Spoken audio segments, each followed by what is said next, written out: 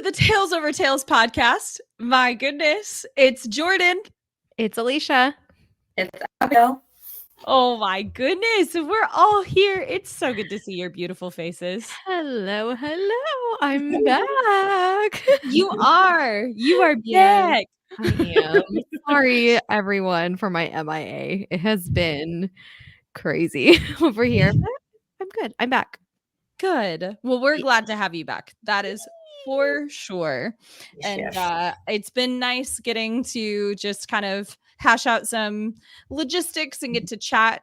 Listener, we've kind of already been at this for a little while, and I know energy levels are low. So we're gonna do our best to hype it up as much as we can, but we're also going deep today, ladies. So yeah, this is going to be an interesting one. First, though, how are you doing, Abigail? Feels like it's been a minute since we've seen your face. How are you? Let's see. How am I? Highs and lows. So highs would be that summer is here finally, but with it comes the humidity, and it is so humid. Like this morning, my boyfriend Matt and I went hiking, and it was like a cool place. We went to this place called Ringing Rocks. So like you take your hammer, and like each rock you hit has like a different, like makes a different sound, and it was really nice, right? That but it's like sounds cool. right, it's this boulder field that you have to like kind of like parkour through, right? And then the sun's beating and it's humid, so by the time we got to the other side, which was not very far, I was drenched. So yeah, but yes, it's nice though. It's nice to have the warmer weather. It's just a little bit harder with the humidity here. Let's see, lows over the past month. I'm trying to think. Lows. I mean, this wouldn't really be a low, but like my mom just went through some surgery. Nothing major, but she's doing okay. So just, kind of making sure that she's okay and the healing process is going well, and checking in on her. So I know I do get worried that because she's very stubborn, which is where I get it from. So I know she will always follow what the doctor says exactly. So that can be a little worrisome. But other than that, nothing too bad over the last month, I'd say. Yeah, that's good. Sounds like you've been enjoying the summer as much as you can. So I'm glad. I'll definitely be praying for some fast healing for Mama Emma. yeah. So. And what about you, Alicia? What are some highs and lows for you? Oh my goodness. So highs. I did start my new position at work. Yay! I have been going through some crazy training these last few weeks. And I'm hoping that I get my assignment this week. So that's pretty exciting. My goodness, like what else has been going on? My husband and we've been like enjoying a lot of date nights too a lot lately. So that's been really nice. Yeah, we had one last night, and we were like, we've actually done quite a bit this year, like with just different baseball games and like wrestling events and stuff. So it's been like really fun. I'm so glad. Yeah. That's So awesome. I feel like it's really important for us to like go out and, go have fun. So Tell that's him been the really four of us need to hang out soon. We do. We really do. I know. Which we'll have to plan that. Yeah. Bring him over on 4th of July when you come over. Okay. Yeah. Bring No, I him can over, definitely do that. No, that'll be fun. We'll do that. Bring Viv too. Bring the little munchkin. Yes. I know. The cutie. I know. She's so cute. I guess that just kind of navigates into my lows. She hasn't been feeling good the last couple of days. I think it's just a mix of like teething. She might also have like a little bug going on right now. And then, just these last couple months, just we've been sick over here, especially like Jay's been sick quite a bit too. He kind of went through a little bit of a pretty scary, health scare, but he's fine now. Everything's been going okay. And then my aunt passed away, so we were dealing with that. So that was just kind of my last couple of months. It's just been a lot of sickness, and my aunt You know, she was sick for a while too, and kind of went a little quicker than we were thinking it was. But, yeah. So, yeah. I'm sorry for your loss. We love you. Thank you guys. Thank you. Yeah. Anyway, how are you doing, Jordan? How's everything going over you? Good. I would say things have been going pretty well overall. I finished up at University of Phoenix, which was really exciting, my previous employer, and I have been able to enjoy a little bit of summertime of vacation with my husband, and that's been really great. Definitely a lot of highs. We had a really lovely time with family back in Missouri, where he's from, and got to enjoy some nice reading time by the river while he went fishing, and we did kayaking. The low would definitely be capsizing twice. Yeah, that wasn't fun. No. But we survived. Yeah. You know, you capsize the first time and you feel like it's like an initiation. You're like, all right, cool. Like Yeah. I'm in now. Like Mhm. Abigail's been rafting with me on the river before. Like that was probably I've been rafting, I've been paddleboarding. This was the first time that I've done like kayaking, you know? Mhm. So I knew I had to like capsize at least once, you know, to like really like have you really been kayaking if you haven't at least done it once, right? But then by the second time it happened to us, I was like, I'm when where do we get off? I'm done. You're like, I'm I good. quit. You're like, I'm I'm good. done. I'm done. Mhm. And we still had quite a ways to go. Oh no. But no, it was fine. It was beautiful. It was really great. And he was totally in his element, of course. And so I loved seeing that and getting to experience that with him. So it was really nice. And then he took me horseback riding, which if you know me, you know I love horses. That was a lot of fun to get to do that, and got to go to a couple of wineries and just enjoy time with family as well. Hung out with my sister-in-law, and yeah, now it's just preparing for what's next. Listener, if you've been following along, so you know I announced last podcast episode about my new job that I'm starting, and I leave for training in a week, and I will be gone for 2 months. That's like the most extensive training period, and then there's a little bit more travel involved with it too, so just kind of trying to prepare for that. Yeah. So I would say that that's my mixture of highs and lows, if you will, because there's like the nervous and sort of excited anxiety Mhm. associated with all of it, you know. So yeah, racking up those miles though, guys, I racking up those know. You miles are. with the airlines, because Yeah. why not? You know. Free So flights, so why not? That's yeah, exactly. So with that being said too, listener, we'll just take care of a couple little like housekeeping things at the top. That does mean probably over the next couple months you're going to hear a little bit less from me, but you are obviously in super good, capable hands with Alicia and Abigail. And Yeah. I'm super excited for just the rest of this year. Guys, we're more than halfway through 2024. By the way, let's just let that sink in for a second. I know, It's that's working crazy. out. I can't believe tomorrow is already July. Like, Isn't where that insane? did time go this year? I know, it's crazy. So wild. So crazy. So, but I feel really great about just even the reading catalog we've got, the reading lineup that we've got for the podcast coming through to the end of this year, and other content and whatnot as well. So it's going to be great. So I'm excited. Well, I will go ahead. before I let you take it away with the plot summary, Abigail, we'll just tell you, listener, what we read for the month of June. That is The Midnight Library by Matt Haig. Also, I'm going to throw a deep apology out there. I feel like such a dope. I really could not realize if his last name was Hag with a H or Nag with an N. I was getting so confused every single time.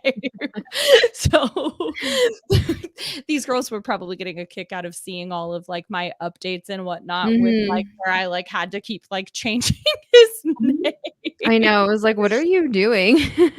Well, listener, the book for this month is The Midnight Library by Matt Haig.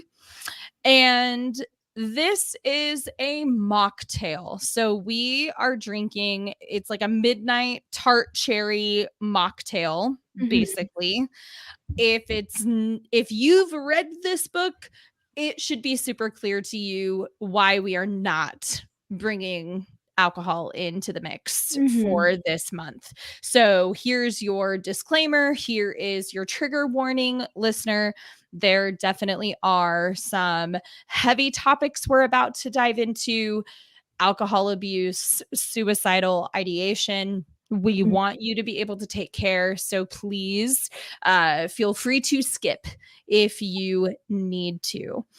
At the same time, I'm also going to say that someone going through some tough-ish would actually probably really benefit from reading this book. And I think that we're going to dive into a lot of that. So yes, this is The Midnight Library by Matt Haig. Do you want to take it away with the summary for us, Abby? Sure. Okay. So, though she leads a very simple and quiet life, no one would guess that Nora Seed struggles with depression. Sure, she has had a life full of regrets, and who doesn't? Between missing out on a swimming career, leaving the band she played in with her brother, and a called-off engagement, Nora is questioning so much. So why is it that no one can see just how unhappy Nora is, you may be wondering? Perhaps because she has never allowed herself to be fully known.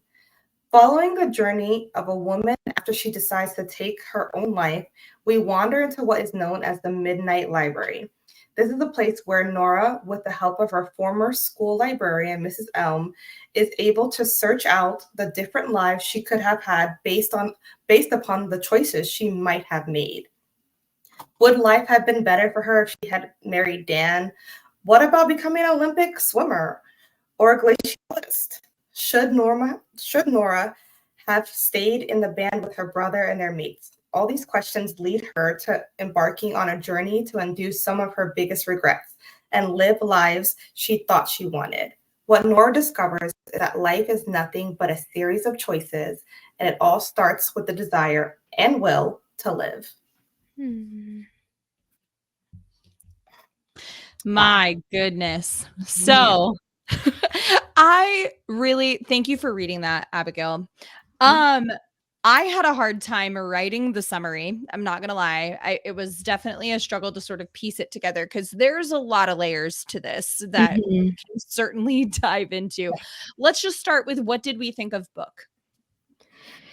Ooh, I thought this book was really challenging for me to read, just because, her life was such a whirlwind of emotional turmoil. And, like we've talked about with our trigger warning beforehand, just her idea that suicide would be her best way out of this life that she's in.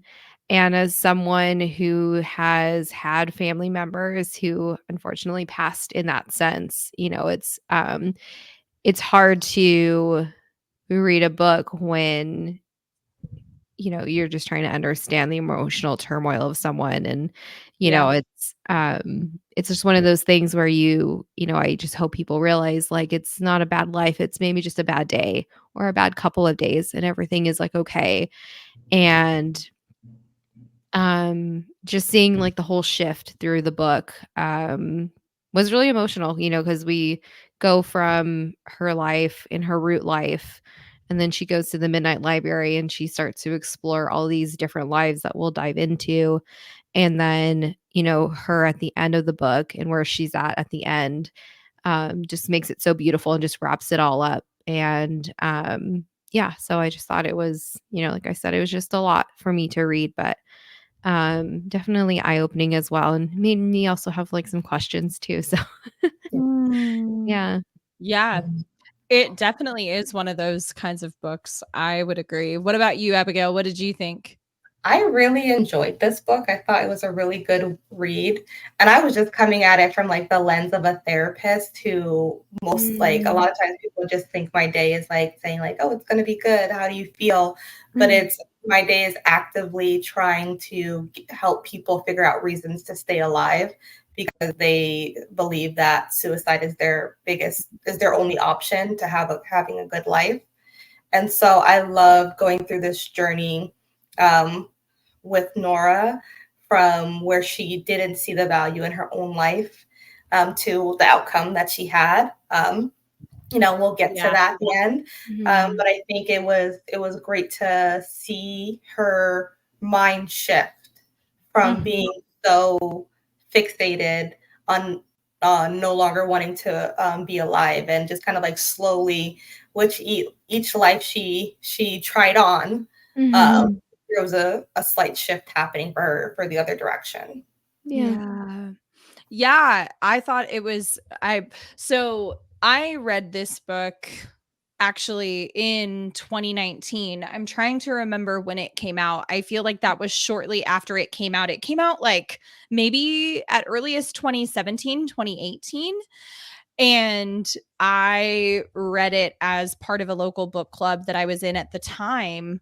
Um and I remember the first time that I read it being very significantly impacted by some of those just really thought-provoking experiences. And so if I love what you said, Abigail, and I feel like if I could press this book into the hands of anybody that like was wondering, you know what I mean? Like um Mark and I read this together actually on Audible. We were driving all over Missouri. We were on and off the family farm in northern Missouri. We were in Kansas City. We went to, hours and hours on the road. So we actually were able to finish the entire book together. I read this book with him from start to finish as we're all over the state. And it was really, really just eye-opening and interesting to even read it with somebody. And we would have moments where we would like pause and it would spark conversation because he would go, hold on, wait a second, like and I just found that so lovely and so interesting. The way that so let's kind of talk about for a second the way that the Midnight Library works. So listener, if you haven't read the Midnight Library, to give you context, obviously my husband used the term purgatory. I don't know so much if I would use the term purgatory or if either of you have any of those thoughts. I just kind of viewed it as the in between, right? So, Yeah. or limbo, so to speak, if you will. But I suppose purgatory might be, I don't know. But essentially, Nora visits the Midnight Library or is taken to the Midnight Library as she is in between life and death. She has overdosed or is in the process of overdosing. And we are taken with her into the Midnight Library where she sees her favorite school librarian, Mrs. Elm. And Mrs. Elm explains that every book on the shelf is a life that Nora lived based off of a different choice or decision that was made. And she has an opportunity while she's in the in between to try on different lives. to see. Okay. By the way, too, did anybody else feel super weighed like my heart, the Book of Regrets? Okay, the Book of Regrets. So she pulls out the very first book that Mrs. Elm pulls out for Nora is the Book of Regrets, and it's supposed to be it's described as thick, right? Mhm. Yeah. So it's like super thick and super. I'm like, oh my goodness. Yeah. That but the way it was described, like the heaviness of it, I was just Yes. like, that's true, because regrets feel heavy, like as we like carry them. And so that's like she had like this like visual and physical representation of like the heaviness of having regrets. So Mhm. I was like, there was a couple times when Mrs. Dunn was like, "Oh, you need to look at this book," and she was like, "No," and I was like, "I feel that. I don't want to look at my regrets either." So. Well, this was interesting. So what did both of you think? Because she could only open up a book at Mrs. Elm's encouragement, right? At Mrs. Mhm. Elm's say so. I thought that was really interesting. Yeah, I was thinking about that too. Because I know like there was a couple of times where she picked a book out and Mrs. Elm was like, "Don't open that." Like, she was like telling her to put like the book down. And I was like, that's so curious because I wonder what would have happened if she opened a book. Like, what would had happened at that point? Because, whenever like Nora was in some kind of turmoil while she was in the library, like it was like an earthquake and, there were things that were falling or there was like a system glitch like at one point too. And so I just kind of wonder how maybe that would have altered her life if she was to open a book without Mrs. Elm's encouragement. So I just thought that was kind of curious. Yeah. I think towards the end though, she like especially for the last book, she didn't need Mrs. Elm's encouragement. And like the way I conceptualized that a little bit, like when I was thinking about it before, was I was thinking that um like this idea that a lot of times we don't give ourselves permission to like do things Hmm. um in life, and we seek like we're just waiting for other people to give us permission, and then it becomes like we kind of transform at the end where we start acknowledging that like we can give ourselves permission to like step forward and move forward. Like I think about the very last book, like at the end, like Mrs. Jones told her to like, you need to go. I'm not going to go with you to Mhm. find this book. So that's kind of like Yeah. what I was thinking about it. It might be too deep, but that's what I thought. No, Yeah, I no, that's wanted to good. piggyback or dovetail off that and add if I can, because there's what I feel like I hear you talking about, or I think I hear you talking about, is a layer of trusting in your own instincts and trusting in yourself, right? So at the jump at the start, Mrs. Elm says, you pull a book off the library, or off the shelf, you open a book at my say so. Mhm. And she was working through those trust issues with Nora, if you Mhm. will, right? And we saw this big, heavy, thick book of regrets slowly wither away or dwindle down, not necessarily go away completely, I don't think, but as Nora experienced different lives, if you will, she started trusting herself a little bit more, right? It started with trusting Mrs. Elm. And even Marco and I were having a conversation about that in the car, right? It's like, why? Okay, so why Mrs. Elm? We learn at the beginning, Mrs. Elm was the one that was there for Nora when she found out that her dad died, right? Yeah. And so there was this level of care, there was this level of support, there was this level of trust that she felt with Mrs. Elm. And to your point, Abigail, by the end, yeah, she was able to have enough faith and enough trust in herself that she didn't need that, Mhm. right? So, yeah, I don't think that's going too deep at all. I think that that's exactly, I don't know. I like where you were going with that too. So, So we experience different lives, obviously, through different books that are on Nora's shelf. Mhm. And I loved certain ones. I hated certain ones. Let's Mhm. talk about perhaps the most interesting of them, if you will, to start.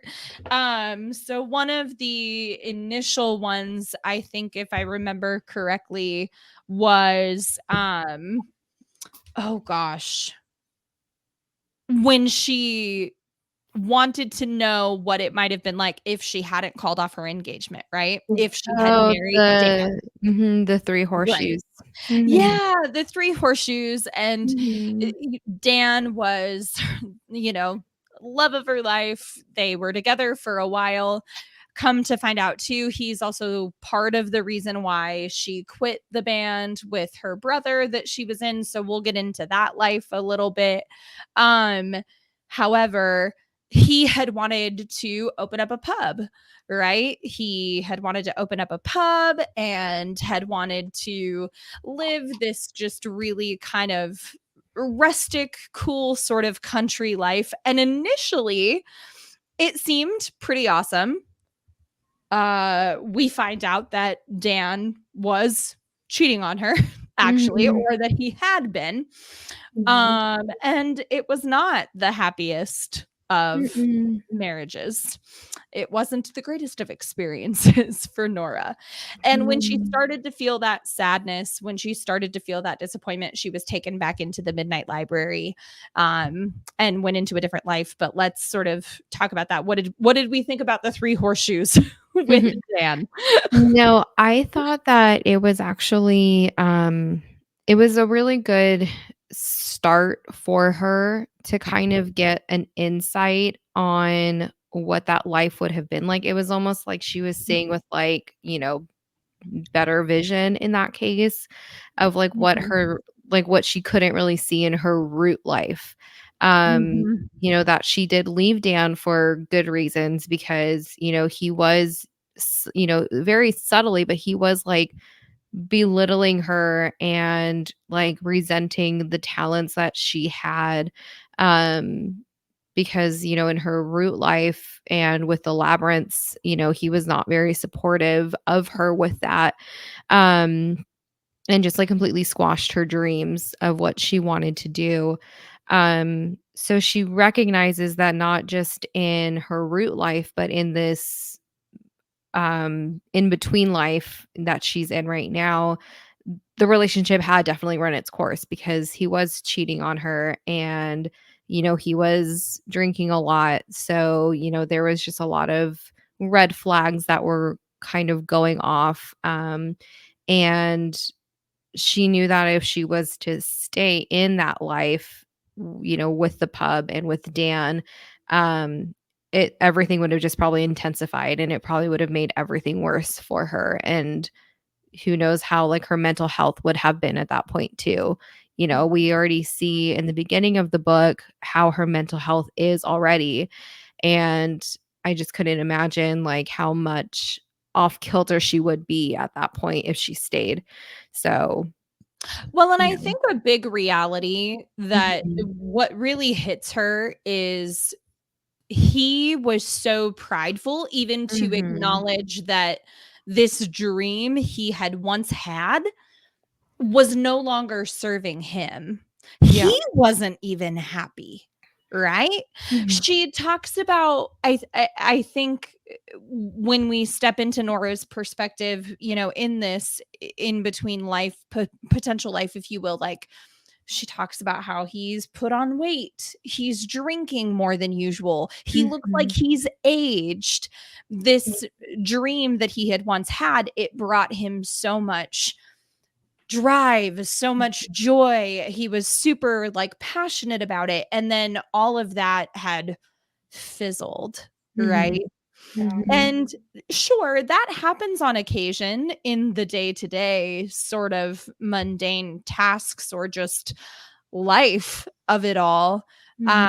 Um, But I think it was also just really disappointing and really sad for her to see, like, can't you see that? Like, I feel like she wanted to say to him, like, can't you see that you're not even happy?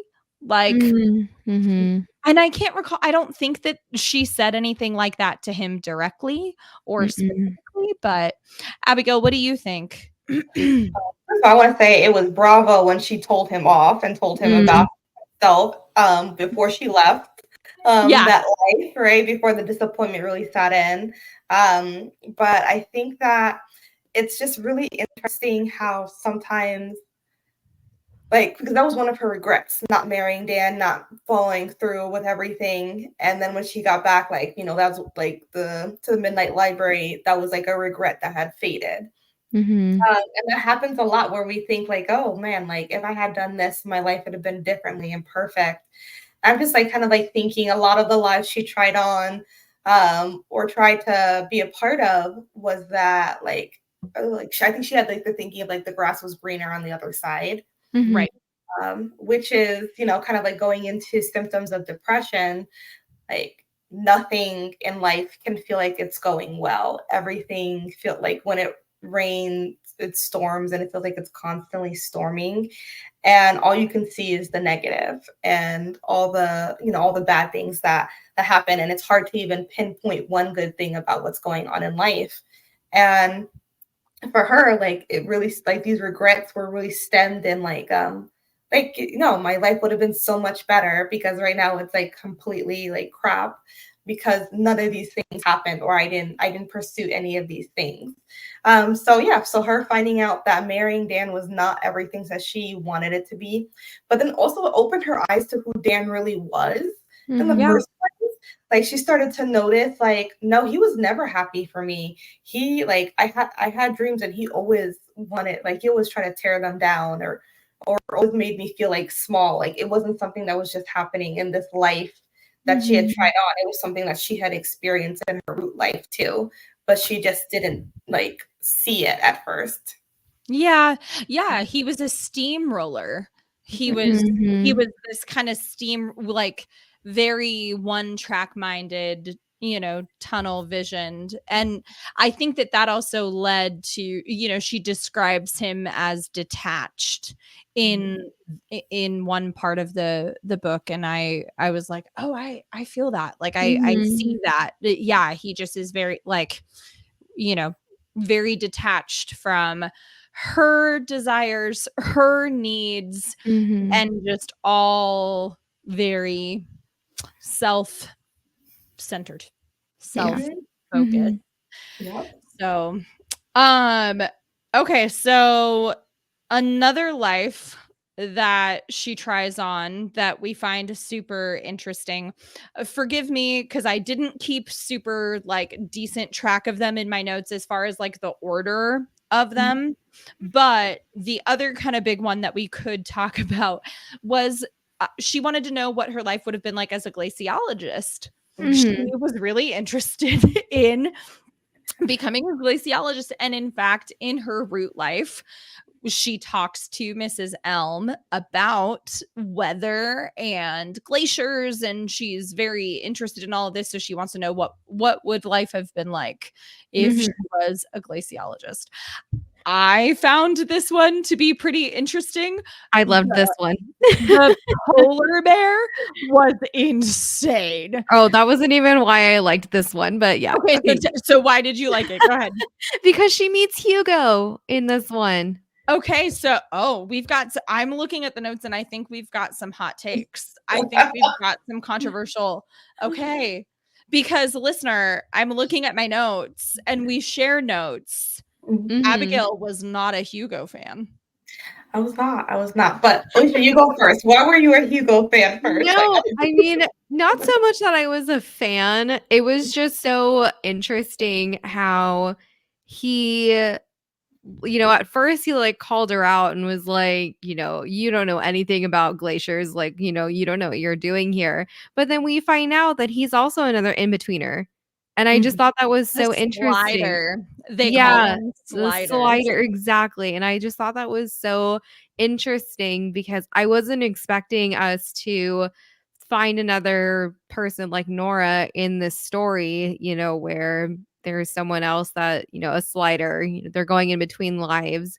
And you know, and I just thought that was such an interesting like interaction with them. And she was like, well, what happens when like I disappear? And he was like, well, you'll still be here, but it'll just be like, wait, what were we talking about? Or like, I don't know who you are. And you know, it's kind of like one of those things to like kind of bring it back where you like, you do know like when you get like deja vu sometimes, or when you like walk into a room and you Uh-huh. don't remember. Like, what did I walk in here for? Yeah, you're like, wait, what did I walk in here for? And then you'd Yep. like walk right back out because you don't remember. Yeah. So I appreciated Hugo as this sort of vessel for Yes. the whole kind of quantum physics, Mhm. science fiction part of it. Mhm. Matt Haig, you have done your homework. In my opinion, you've done your homework. It was Yeah. described to literally, I do remember the first time that I read this book. Mhm. And when he was explaining it, like, yeah, how many times have you walked into a room and Mhm. wondered what you walked in there for? Yeah. What do you think deja vu is about? When Mhm. you feel like you're repeating a moment that has already like, and I I remember when I read it for the first time, I was like, whoa. Whoa. Now I'm sort of somewhere in the middle. I'm curious to hear Abigail's take. So Yes. what's the beef? What's the issue with Hugo? I think okay, so I agree with you, Alicia. Like, I think that he did a really great job of like explaining things. So like, I'm Mhm. with you too on that point. Like, I think that he helped her to understand what was going on and help her conceptualize the Midnight Library um, in a way. But I think it was so much science that it took away from the spiritual journey that she was supposed to be on. Mm. I think it Okay. was like hyper focused on like, oh, you know, like he was just using so much logic, which is good. Like it's helpful explanation. But I think that after meeting him, things shifted for her in the way she saw the library. It no longer was like, oh, this is like this possibly a discovery of myself. It's like, oh, like I'm just going to live these lives and like hopefully something sticks. And she gets back on Yeah. track with things. But I think that P.S. I think Hugo is in a coma. Because Mrs. Elm was like, oh, he's a very special case, and that's why he's been like going through so many lives. I think he's in a coma. He doesn't want to go, and he doesn't want to go back to his root life, and he just wants to Mm. keep exploring as much as he can. Yeah, and his is a video game store, right? VHS. VHS store. Okay, Mhm. yes, that's Yeah. right. Okay, So we know sorry. he's been doing this for some time. Yes, yes, he tells her about several lives, correct. Mhm. I like your Mhm. okay, so your theory is that he's in a coma. Yeah, that's my theory about him, that he's in a coma and that's why he's not like landing anywhere because he knows like that's where his root Mhm. life is and he wants to live as many lives as he can, you know, before he like makes a decision about anything. Right. But like I said, I think my biggest beef with him is that he was just too logical and took away from like her spiritual journey and like her um he kind of like derailed her from really learning about herself Mm. through participating in all these different lives. So that's my beef with him. I don't think he's like a horrible person. I just think that he, you know, was a detour. No, that's fair. I can appreciate that. And she does actually see him again in another life or two, if I remember correctly. At Yeah, least she does. She one. runs into him a couple more times and then he like disappears and he was like, "I'm sorry, who are you?" And she was like, Right, "I'm one of the nobody." But yeah. Mhm. yeah. Dang. I know. Crazy, crazy. Mhm. It is Oh, crazy. So go really ahead. Sorry. quickly, okay, did anyone think it was like thinking about like, oh, like when you leave, like you come back, like the person in that life comes to, whatever, and like to come back to and to be sleeping with Hugo. I I thought can't. about that. That was yeah, that was weird. I That thought would be about weird. that. I'd be like, oh my goodness, I'd be traumatized. I Um, know. so, Screaming, kicking yeah. him off the bed immediately. Like, Mhm. what is happening? Yeah. Exactly. I So yeah. haven't experienced a one night stand. Mhm. I don't know that I want to personally, even if I wasn't married, but that's very. Yeah, that's what I've heard perhaps there are elements to it that can be a tad disorienting, maybe a little bit. Oh no, maybe. But all I know is like, oh my god, imagine someone too, and you're just like, who is this man? Right. What's he doing? Get him out of here. Ay. Before we switch away too from this life of hers as a glaciologist, let's not make light of, let's talk about the polar bear, because that was some crazy stuff. So, listeners, she essentially was, it was like her rotation or whatever to be on watch. Mm-hmm.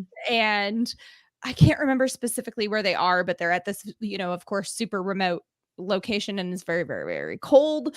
And she's, other than like all of the layers of clothes that she has, right? She has two things. She has a gun and the flare, Mm-hmm. right? Yeah. Mm-hmm. No, and she also has the pot and the ladle. Oh, sorry. Yes, of course. And the pot and the ladle. Mm-hmm. The alarm system, the very advanced one for polar bears. Abigail, I don't think this is the life for you. No, it's cold. And seeing a bear, me, I would have just played dead and be like, you can have me. You can have me. I can't fight. Alicia, I feel like you would be exhilarated from it. You'd be like, oh my God, okay, let's go. Right? No, seriously. And be like, bring it. Come close and see what happens. I don't know. I mean, yeah, so that was really crazy. The polar bear like gets super close. Like she's sending up the flare. She's banging the cursing excessively because she's freaking out. Yeah. And it was Bear Island, which is funny, but not funny because she's literally the polar bear and they're on the Bear Island. Yeah. But anyway. Oh my gosh. Oh, should we transition and go ahead. I was gonna say, but this is the life where she realizes she wants to live because she's screaming over and over again, I want to live. Yes. So that was the turning point for her. Mm-hmm. I liked that. Yes. Same. I did like that. That was cool. Yeah. Let's talk about Izzy. Should we talk about her friend Izzy for a second? And going to Australia. Mm-hmm. That was okay. So she goes and come to find out if she had gone on this journey and gone to Australia with Izzy. Mm-hmm. Izzy died in a car accident, right? Yep. Mm-hmm. Oh my gosh. And she's living life as a lifeguard. Nora's living a life as a lifeguard. She's, it was very kind of she like I did get a cackle, if you will. I laughed at the whole like, well, I don't know. When she comes and steps into this life, she's swimming and she gets out of the pool and then she's like, okay, I've got to go to my locker and I don't know where my apartment is. Yeah. And is Izzy going to be isn't she my roommate? Like, where is she? What is she doing? Mm-hmm. I thought that one was pretty interesting. She doesn't end up staying there long, obviously, because come to find out that had she taken the opportunity to go to Australia with Izzy, that would yeah.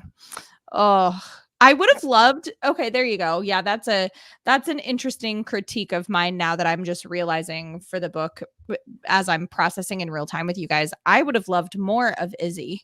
As a matter of fact, I really would not have minded more of just like their friendship, a little bit more of like background on her. I found it interesting. But yeah, me too. Yeah. And then another one that's a pretty big one too is if she would have stayed with the band. Yeah. Mm-hmm. So yeah. I know that one was yeah, that one was pretty intense too and I feel like all of these kind of stem from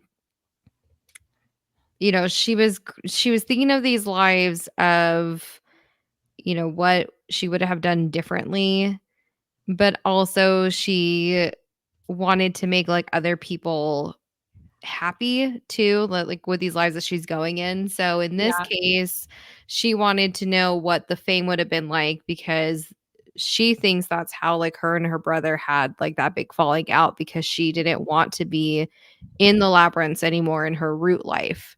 So Right. she wanted to see like, okay, how will my life be if I actually stayed in the band? And then come to find out, like, this fame seems really nice and everything, but her brother's dead in this life. He overdosed. Mhm. And that's so sad, and that's so hard, and it's like, And there's members of the band that were both original members of the band, but also mhm. There were, not like, new original. people, yeah, Mhm. and then it's also, like, going back with that life with Izzy because, she was like, "Oh, yeah," like, Izzy wanted her to go to Australia with her, but if she would have went, Izzy would have died, so I just found that really interesting with, like, the correlations with those, but yeah, Mhm. Mhm. Yeah. yeah. Yeah. I think that was like I think that one was the second saddest life. I think the first saddest life was like when she does like becomes an Olympic I was swimmer. gonna go into that one next. Yeah, Mhm, talk about it, Abigail. What yeah, did you think about that one? mhm, Yeah, I think that life for hers was so sad because she was successful. I think what all these other lives had in common was that there was a certain level of like the success that she thought she wanted and Yeah. the things that she wanted to achieve. Um, but yeah, in that life, her mother had passed before her father, and her father was still alive, but he cheated on her mother, right? mhm, And so it was like she had like, there was a trade-off there. Like he was still alive and well. Um, and but then like she lost her mother, and then her brother was still and her brother was her manager. So he was in her life, mhm, but then their relationship had a lot of tension, and she was she still was struggling with depression and all these different emotions. So she had money, success, she had she was about to do like a talk or something, mhm. Mhm. and all these things that she thought she wanted. But then she ended up leaving anyway because she was still disappointed. But yeah, I'm curious to hear what you both thought about the Olympic swimmer, like that life that she led. Go ahead, Alicia. Um, so yeah, I thought that was really interesting too because of course we know in her root life her parents are dead. Her parents are, they're no longer with her in her root life. So with this life, she wanted to see how life would have been like if she would have been this Olympian, if she would have made her dad happy. What kind of life would I have lived at that point? And so it's almost like these are the consequences that end up happening when she picks a life and there's something that's different with Izzy being dead, with Joe being dead in one life. And then in this one, her dad is still alive. Yes, which is, I'm sure, was a huge shock for her at first because she's like, wait, he's Yeah. alive. Like, what do you mean he's alive? But then to find out the consequence for that life and for her to have her dad happy that she's doing this. Yeah, like he ended up cheating on her mom and just ended up living this whole other life. Mhm. Which I wonder too how the Nora in this parallel universe is like after Nora goes back to like the Midnight Library. Like, what is the Nora in like the Olympian like meeting Mhm. room? I'm sure she's probably standing there like, "Wait, what just happened?" Mhm. Yeah. Yeah, potentially. She's like, "How did I get up here?" I'm sure like that was just pretty funny to me just thinking Mhm. about that part. Because it happened, like, mid-speech, didn't Yeah. it? Mhm. Mhm. Uh-huh. Yeah, she was, like, mid-speech, and then she was like, "Joe, I love you," and she was going on, like, about this whole thing, and then she goes back into the library, and I'm like, I wonder what that Nora is going through right now. Like, did you just have a mental breakdown? Something like that. To Mhm. your point, Abigail, I think the Nora in this life, right, this scenario, had developed some sort of coping mechanisms, right? Mhm. She was still swimming. She was on medication. While she had a tense relationship with her brother, she did still have a working relationship with him. Mhm. Um, I mean, although it was pretty strained. So yeah, that was definitely a sad one too. Mhm. Um, and then isn't it I think what was really hard for me though too, because wasn't there a scene between her and Mrs. Elm in the Midnight Library? She wanted a life where her mom had lived, Mhm. where her mom hadn't had cancer. Yeah.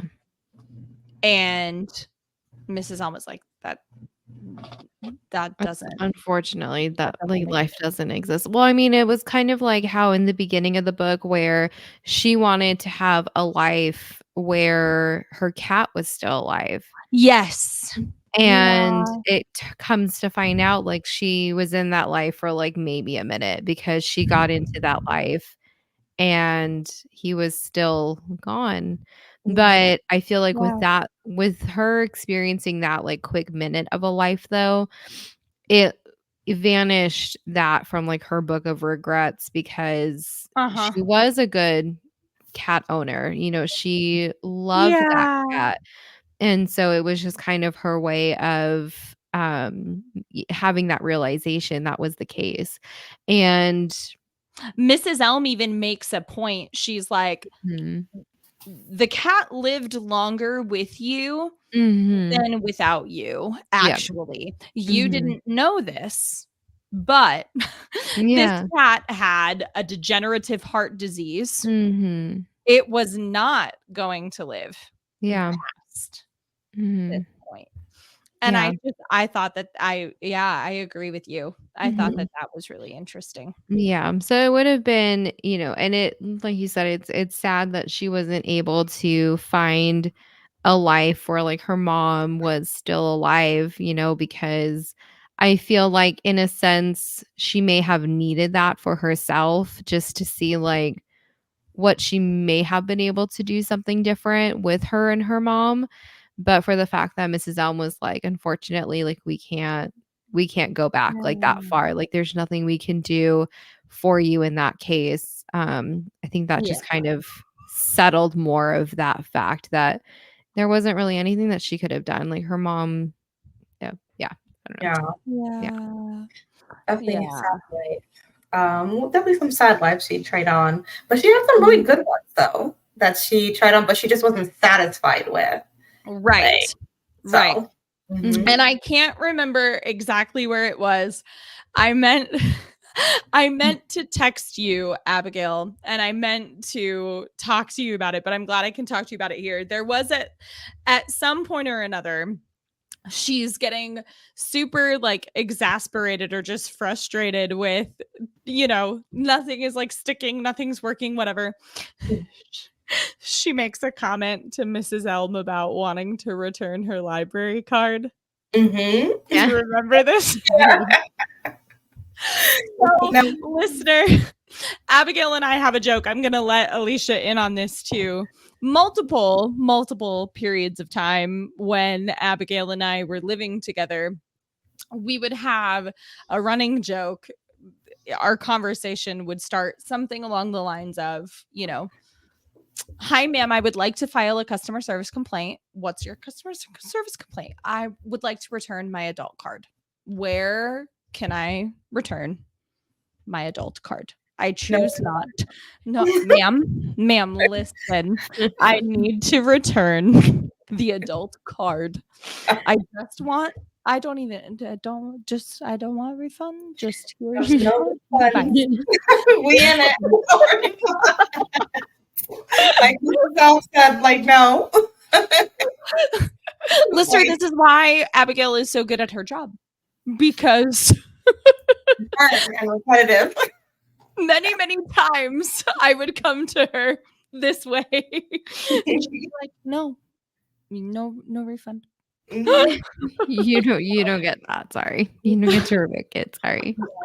I know you can relate, Alicia. I know you can relate. Oh, Where many. it's like, where can I return? Yeah, where can I? Because I need this immediately. Oh my gosh. Okay. So does that lead us into bringing this in for a landing? Do we talk about Ash? This one broke my heart into a million pieces. Okay. So here's the setup for you, listener. Ash is one of Nora's flatmates, not flatmates, but neighbors, sorry, in her root life. And at one point or another, he had actually asked her out to coffee. She declined. And she finally reaches a point where she asks Mrs. Elm, I would like, what if I had said yes to coffee? Yep. And I know. It turns out that she would have married Ash. He was this really phenomenal. What did he do for a living? Sorry. He's a surgeon. Yes. Thank you. He's a surgeon. And in this life, they had a daughter named Molly. They had a dog. What was the dog's name? Oh my gosh. Plato. And it turned out Nora went back to school. She had gone back to school and then became a professor. So like just this really good life. And she ends up spending, I can't remember if it is the most time, but she ends up spending a really decent chunk of time in this life bonding with Ash, with Molly, their dog, all of these things. And it does not stick though. Yeah, this is like to your point, like her staying the longest. One of the things Mom said in the beginning is that if you find a life you like, you'll start to like forget about the library and start to remember things about that life. And so she was doing that. Like she was starting to remember things and people about that life that she was in. So yeah, she really loved that life. And then there was some disappointment that set in. I think that it was just like a series of events that happened. You know, she went to the nursing home to look for Mrs. Elm, find out she passed away, but then she saw her neighbor from her root life there. And he had been put in a nursing home, but like in her root life, like he had his own home and he said he wasn't going anywhere. Basically. Yeah. And the kid, Leo that she taught piano to. That was the big disappointment. So she, or one of them, you're right, because there was a few, including Mrs. Elm's death. But yeah, so she in her root life had been giving, piano lessons, music lessons to this high schooler, this teenager, Leo. And he ends up, his mom pulls him out of piano lessons, tells Nora it's not going to work out anymore. He's not into it. And of course, Nora feels responsible. Like she doesn't really feel like her heart was into it as much as well, or where it should have been. And come to find out, with his decision to stop piano lessons, because does she see him stealing, or she sees him getting arrested? Yeah, she saw him getting arrested. Yeah, I know. And it was like, this was such a perfect, like almost life for her. It was so perfect. Like she had her friends and she had Ash, but like you said, just Molly. Oh my gosh. Like you guys know, I am such a sucker when it comes to kids and books. And because kids bring so much warmth and so much joy in your life. Yeah. And I just feel like this would be so perfect for her. But it was just one of those things where it's like, she kind of felt like a fraud because this wasn't really her life. This was another Nora that was supposed to be there and was supposed to be there experiencing these things with Molly and with Ash.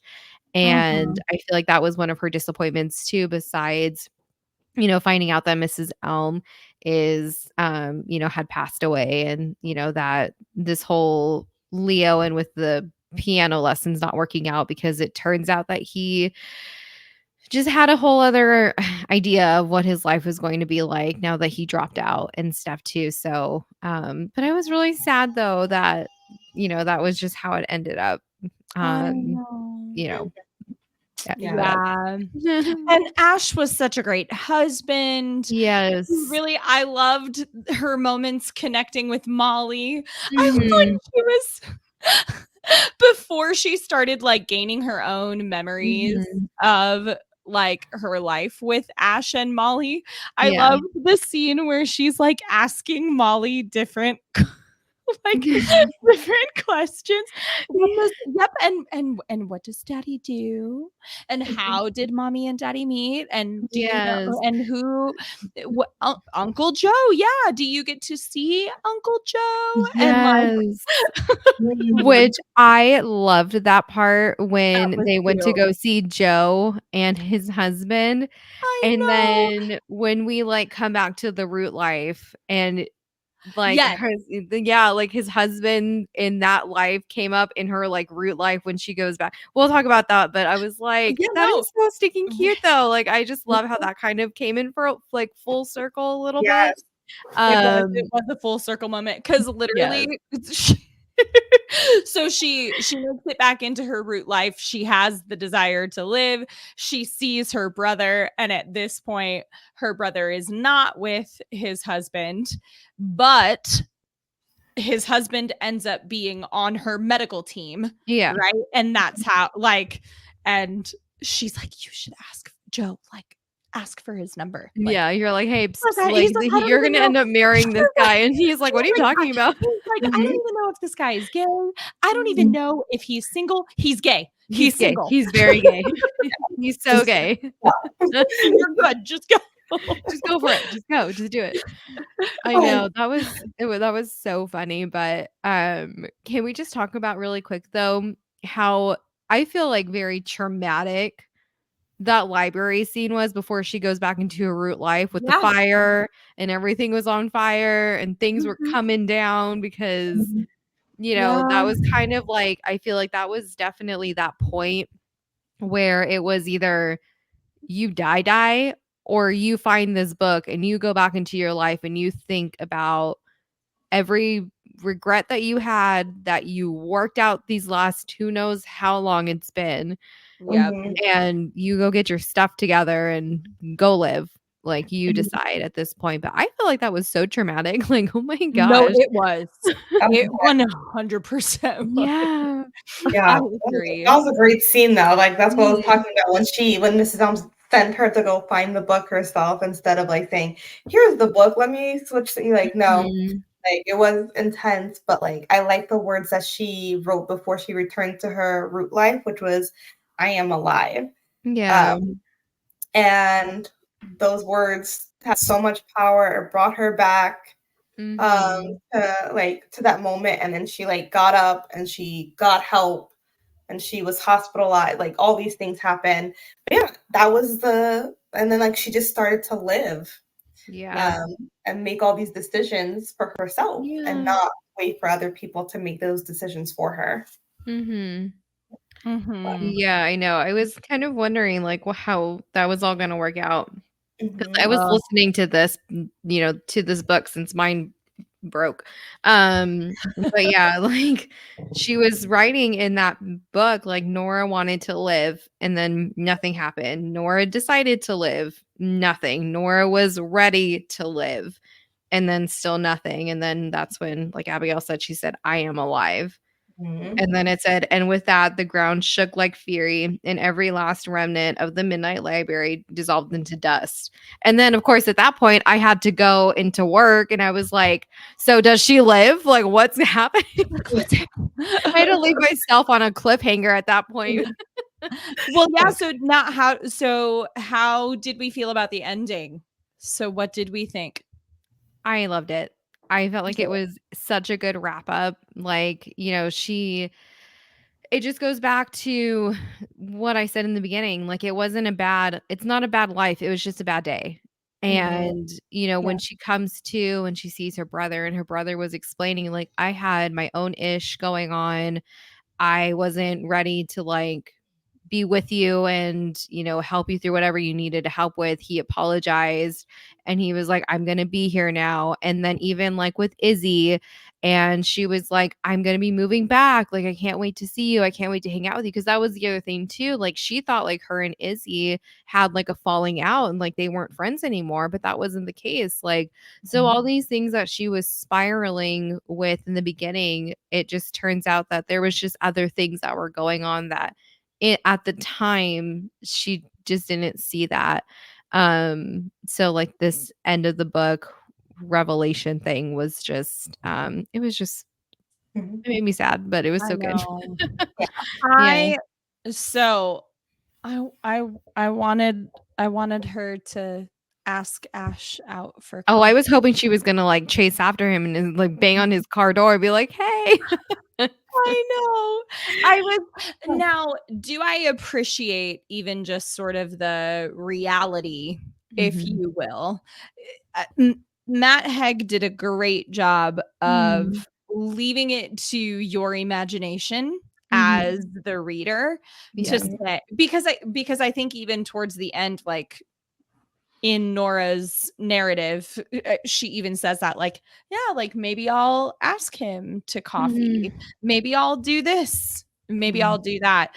You put a quote in your notes here, Abigail. I want you to go ahead and read it because I feel like this just sums it up so well. It's not at the end of the book, but the whole Yeah. premise of what she learns, Mhm. right?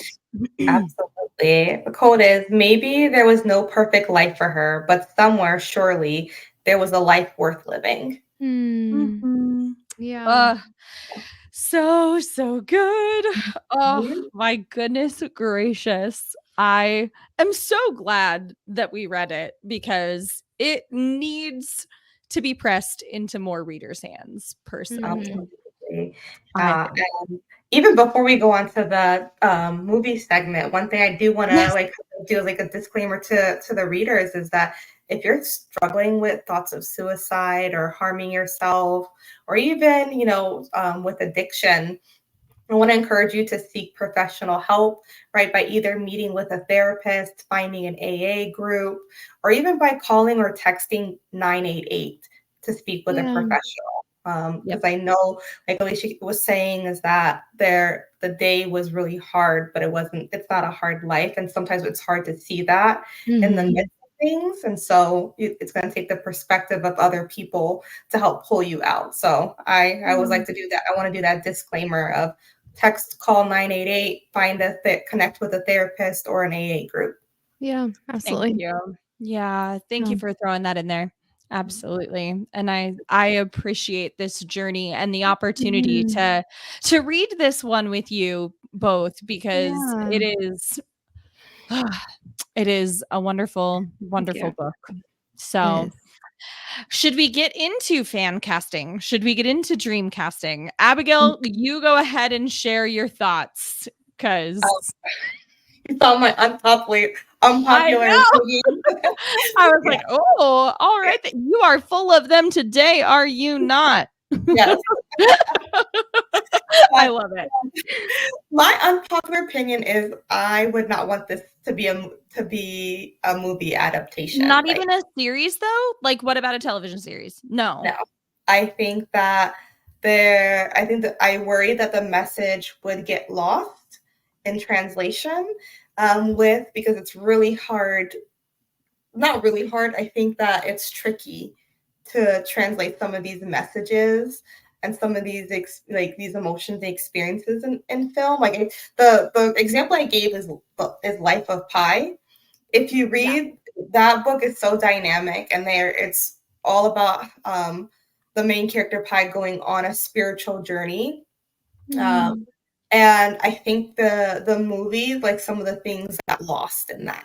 Like I remember I watched the movie and I was like, oh, it's a book. Let me like try this book. And I left with a different feeling from the book. Like I felt like things were more was definitely felt more complete. And and there's just like I recognized that there's things that the movies just couldn't really touch on. So I don't have any thoughts on dreamcasting because my unpopular opinion is I don't want it to be.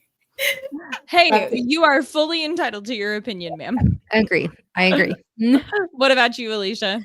So I only did my Dreamcast for Nora, Joe, Mrs. Elm, and for Ash. I didn't do anyone else. I just kind of felt like they were like the main characters for me. So for Nora, I did Anna Popplewell. She was the one that played Susan in Narnia. Yeah. Okay. Yeah. Okay. So I chose her as a Nora. For Joe, I did Jack McMullen. He was in that movie Ford versus Ferrari. Nice. Yes. Okay. Yep. Okay. For Mrs. Elm, I did Helen Mirren. Love her. Is she Dame? Sorry. Yes. Sorry. Is it Dame Helen? It is. I think it is. Yeah. It's a good thing she'll never listen to this. I apologize. Your Royal Highness. And then for Ash, I did Eric Bana. He's yes, yeah, 100%. Yeah, that's who I chose for mine. I love it. I love it. Okay, so mine. I listened to this on Audible, as I said. For those of you, I highly recommend and encourage listening to this on Audible. It actually really is not that bad. Carrie Mulligan narrates on Audible, and I gotta say, I had a hard time picturing anybody else as Nora. Yeah, 100%. So I could see Carrie Mulligan as Nora. I did also see a little bit of Emilia Clarke. Ooh, yeah, Emilia Clarke's really good. Because I was also sort of envisioning the whole like, oh God, Abigail's probably going to hate that I bring this up, but Me Before You. Listen, one of the very few times. It's such a wonderful movie. One of the very rare times I have seen Abigail Charles ugly cry. So, yep, that is.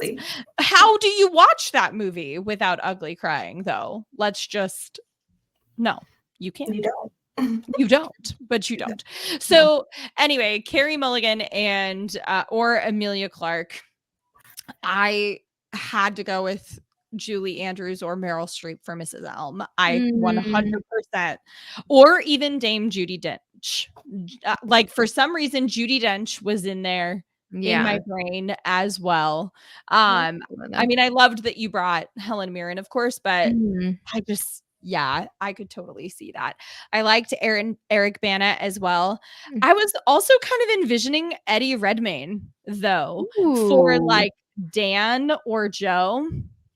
Okay. Yeah. And then Taron Egerton as Ash. I totally forgot about him. He's amazing. I know. Yeah. That was So I love it. That was my fan casting. I am adding a little something to this segment. Let me be a little bit off the cuff here. Talking about midnight libraries, right? What do you think yours would be? Would it be a library? Would it be a video store like Hugo's? Who would your Mrs. Elm be? Right? I know. Mine would be okay. Go for it. YouTube videos.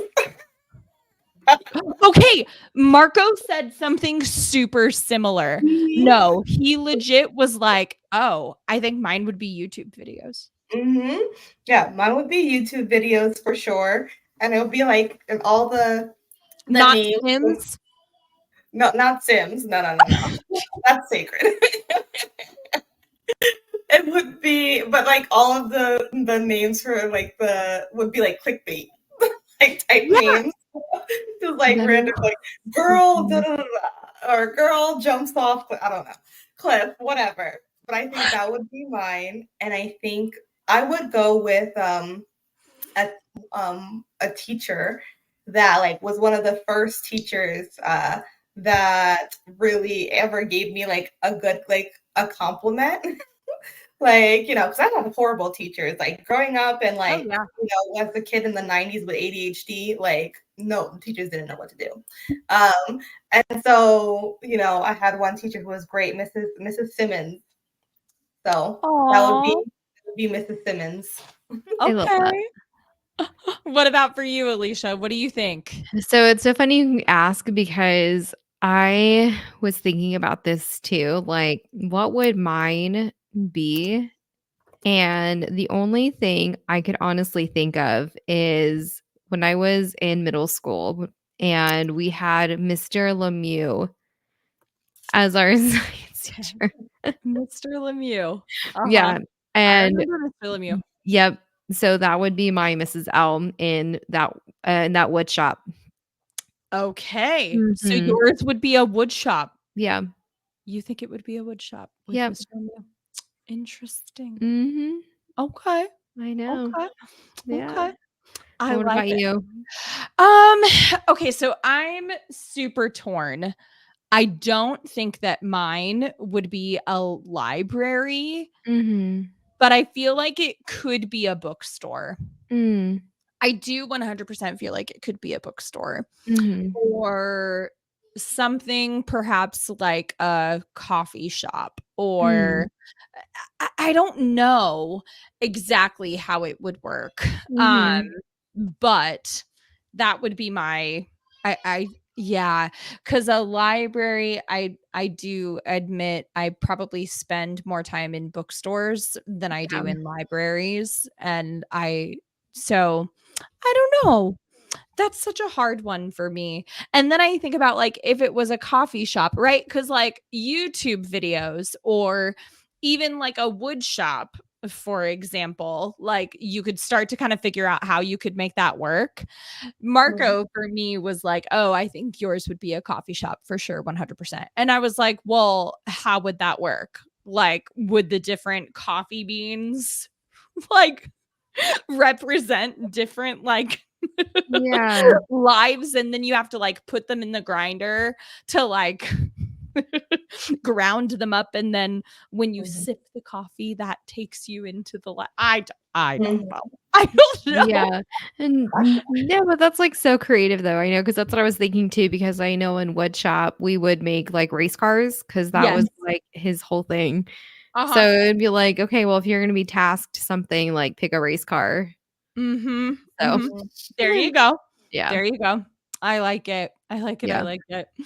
Too Very funny. nice. And then yeah, my Mrs. Elm, I was thinking about a previous employer of mine who definitely has become a mentor even now. I've stayed in touch with him years through. Abigail knows him. He came to my wedding too. I think that for me, it would probably be Kirk. I think that Mhm. Kirk would probably end up being my Mrs. Elm. Mhm. Um, and so, because like even now, like I seek out like financial advice from him, or even just staying in touch with him and his wife and how they're doing. And I don't know. That's just my like I could see him in that role being like, oh, like here's it's your Yeah. different option. I don't anyway. So Okay. but Mm. oh my goodness, we made it through. We are to the end. Can Yeah. you believe it? Oh wow. And Yeah. it's still hot outside, ladies. It It is like still is as hot as it's Hades. just dry. And yet Well, I say that as I'm Abigail wearing a will sweater, but she'll send us some of her humidity. She says I you can have it. yeah. send me some of the dry heat, please. Yeah. Well, listener, as I mentioned, I am probably going to be taking a little bit of a hiatus for a couple of months, but I will still be active on social media. You can definitely reach out. We love staying in touch with you. So please rate, review, subscribe. Let us know what you think. If you've read this book, especially, I know you've got thoughts and they should be shared. This book should be shared way more often.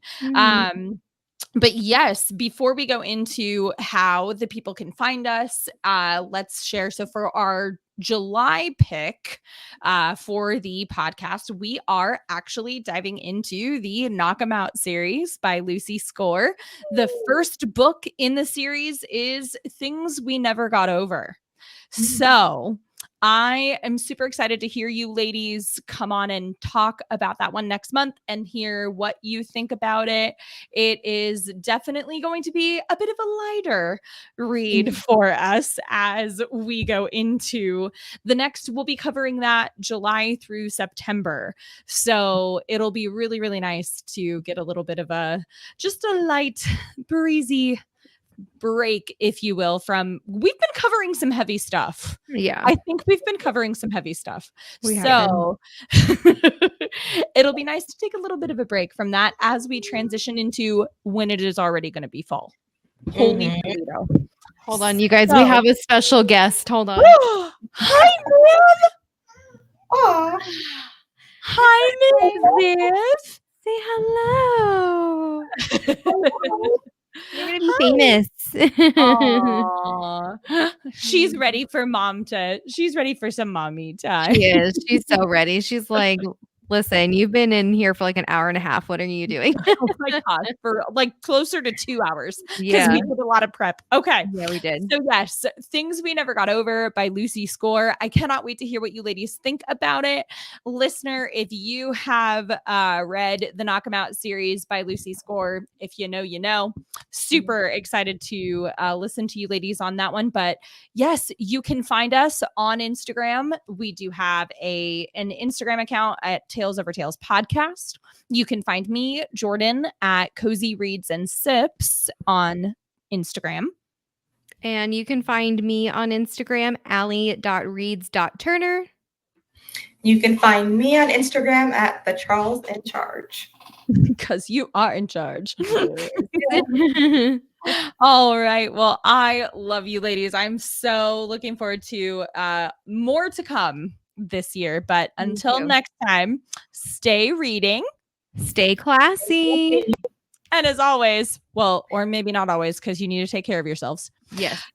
Stay drinking. Bye. Bye.